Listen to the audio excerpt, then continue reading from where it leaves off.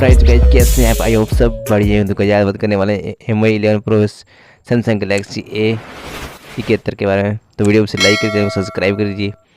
तो दोनों का हम लोग कंपैरिजन करने वाले हैं, तो आप लोग वीडियो को पूरा ज़रूर देखें और दोनों के कंपैरिजन देखें कौन सा मोबाइल बेस्ट है।